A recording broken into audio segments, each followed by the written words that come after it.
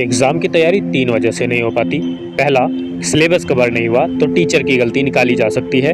दूसरा, कल पर टालते-टालते एग्ज़ाम आ गया।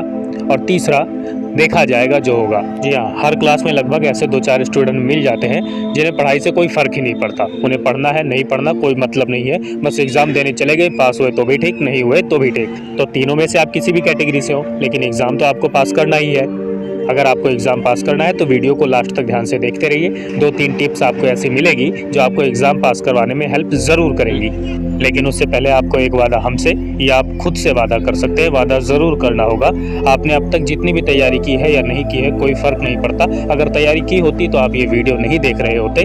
लेकिन अब जो आपके पास टाइम है उसका आपको यूटिलाइज़ करना है, उसको वेस्ट नहीं करना। 3 टिप्स जो आपको बताएंगे उसमें से तीसरी हमारी फेवरेट है। पहली टिप्स आपके लिए है कि पहले आपको अपने एग्ज़ाम पैटर्न को समझना है। अक्सर किताब में मॉडल पेपर मिल जाते हैं, मॉडल पेपर को ढूंढिए या पिछले साल के क्वेश्चन पेपर को ढूंढिए। आप ये फाइंड आउट कर लीजिए कि कौन से चैप्टर से कितने नंबर का सवाल आएगा। और I know it's very easy. इसके बाद आपका दूसरा काम आता है। दूसरा काम आपका ये है कि सवाल को समराइज़ करना है, चैप्टर को समराइज़ करना है। जिस चैप्टर से ज़्यादा सवाल आते हैं वहाँ के आपको लॉन्ग क्वेश्चन याद करने हैं। लॉन्ग क्वेश्चन के साथ साथ कोशिश कीजिए कि आप चैप्टर की मूल भावना को समझ सकें, चैप्टर कहना क्या चाहता है। चैप्टर की समरी आप पढ़ लीजिए। अगर समरी पढ़ लेंगे तो आपको चैप्टर की नॉलेज हो जाएगी। और जो चैप्टर में क्वेश्चन बार बार रिपीट हो रहे हैं, किसी न किसी तरह से घुमा फिरा कर अगर दिए गए हैं, उन क्वेश्चन को ज़रूर फाइंड आउट कीजिए। ऐसे क्वेश्चन एग्ज़ाम में अक्सर पूछ लिए जाते हैं।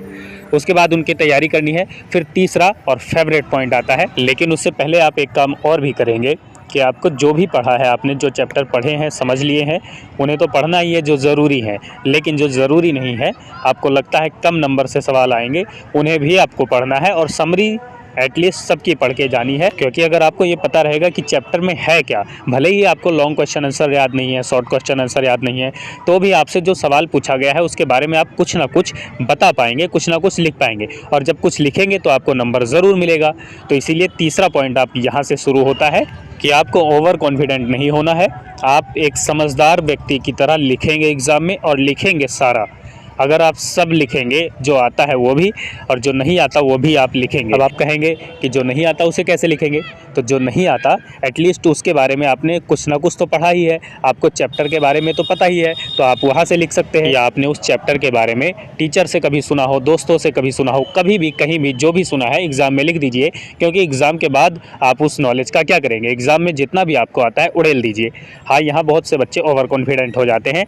आप एटलीस्ट ये फाइंड अगर कर लेते हैं कि कौन सा सवाल कौन से चैप्टर से आया है, तो आप ज़रूर लिख पाएंगे उत्तर, आपको अगर उस चैप्टर के बारे में थोड़ा भी पता है। तो जो पता है उतना आप लिख दीजिए। पहले उन्हें लिखिए जो आपको आता है, ताकि एग्जामिनर कॉपी देखे उसे ऐसे सवाल अगर शुरू में मिल जाते हैं जिनका उत्तर सही लिखा गया है, तो आगे उसका माइंड रिलैक्स हो जाता है और आपको अच्छे नंबर मिलते हैं। एग्ज़ाम को कैसे अटैम्प्ट करना होता है अगर आप सीखना चाहते हैं तो ये वाली वीडियो देखिए। कुछ पूछना है तो वीडियो के नीचे कमेंट ज़रूर करें, हमें आपके कमेंट का इंतज़ार रहता है। सीखते रहें, सिखाते रहें, जुड़े रहें आरजम शिक्षा के साथ। धन्यवाद।